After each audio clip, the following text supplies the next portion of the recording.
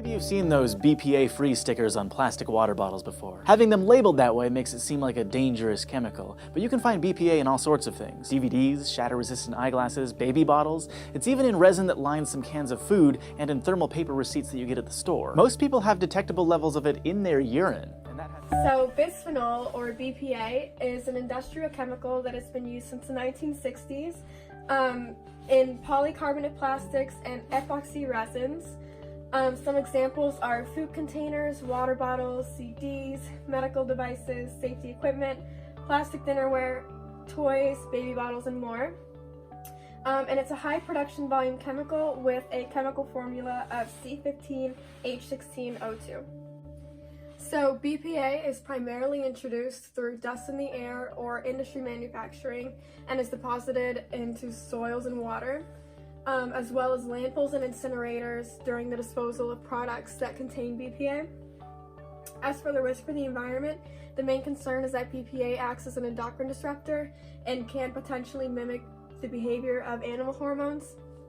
However, it does break down naturally and is not expected to accumulate in most organisms, and therefore the low levels of BPA are not likely to have effects on the global environment.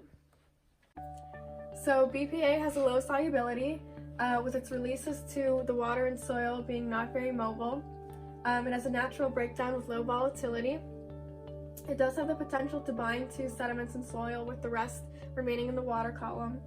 And it is readily biodegradable with a pretty natural and fast breakdown. BPA is one of the highest volume chemicals, with billions of pounds produced each year, and studies have raised concerns about its possible implication in the cause of certain chronic diseases, such as diabetes, obesity, reproductive disorders, cardiovascular diseases, birth defects, chronic respiratory and kidney diseases, and breast cancer. Humans tend to be the organisms that are most affected. Particularly infants and young children are especially sensitive during young brain development. As we mentioned, it is an endocrine disruptor, and increased exposure to BPA can lead to heart disease, infertility, asthma, type 2 diabetes, as it contributes to insulin resistance, reproductive disorders, and more. And some symptoms include being overweight, early puberty, high blood pressure, erectile dysfunction, headaches, diarrhea, and more. So the LD50 of BPA is 841, and also 35.26 milligram per kilogram body weight for IP and IV route. Is it synergistic versus antagonistic? BPA is antagonistic, meaning its effect of its interaction with other drugs is less than the sum of two drugs taken independently. An example of this is how it increases insulin response, and also is an antagonist via estrogen receptor, leading to endocrine disorders like we mentioned, infertility, early puberty, prostatic cancers, and more. So what can you do about bisphenols? Don't use plastic containers for hot food or drinks or for microwaving. Avoid plastics marked with recycle code 7. These may be made with bisphenols.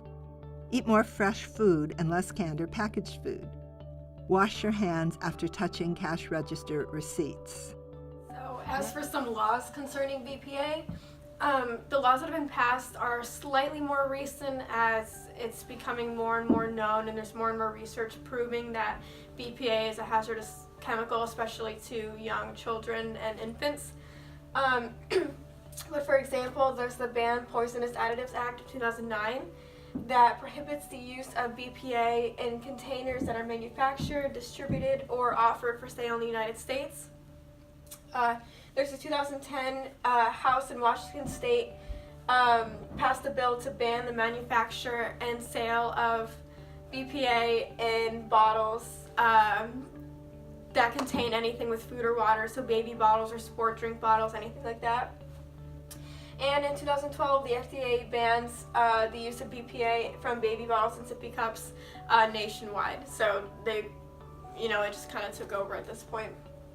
There are also some smaller laws depending on the state, depending on the area or location or the research there. But for example, in Minnesota, BPA is banned in containers intended for all children aged 3 or younger. or in Connecticut, it's banned in infant formula containers or jars or anything that an infant could come into contact with, basically.